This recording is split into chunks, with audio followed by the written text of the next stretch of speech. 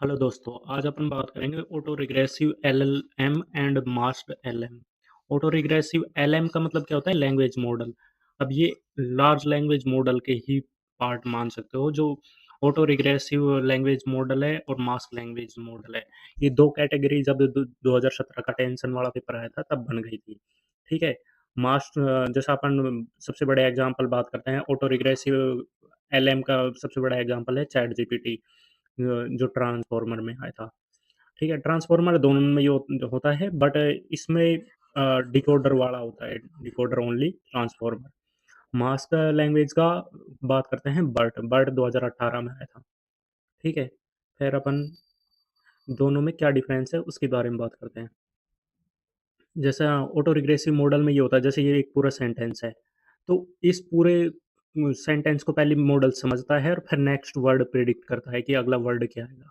Mask language model में ये होता है, पहले आधा वर्ड पढ़ता है, फिर एक स्पेस रखता है और फिर अगला सेंटेंस जैसा फिलिंग द ब्लैंक रहता है ना, वैसे वर्ड प्रिडिक्ट करता है कि व्हाई डज द, और फिर इसके बाद कौन सा सेंटेंस आएगा उसको फिल करता है।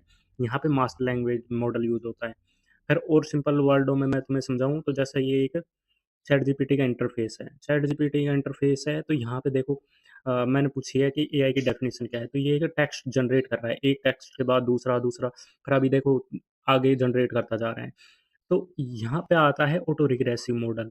मास्क लैंग्वेज मॉडल ऐसे काम नहीं करता। अब जैसा भाई इनके यहाँ पे नेक्स्ट वर्ड प्रिडिक्ट कर रहा है। अब दोनों में क्या डिफरेंस है उसके बारे में एक बार ओवरव्यू कर लेते हैं। जो ऑटो रिग्रेसिव मॉडल है वो नेक्स्ट वर्ड प्रिडिक्ट करता है, ठीक है? और ये मिसिंग जो टोकन होता है ना, उनको प्रिडिक्ट करता है कि सेंटेंस के बीच में एक वर्ड छोड़ दिया फिर उसको प्रिडिक्ट करेगा। फिर ये लेफ्ट से राइट जाता है। फिर ये मतलब कॉन्टेक्स्ट लेता है तो लेफ्ट से लेता है क्योंकि पहले वाले सेंटेंसों से ये दोनों साइड से कॉन्टेक्स्ट लेता है कि इसका मीनिंग क्या होगा।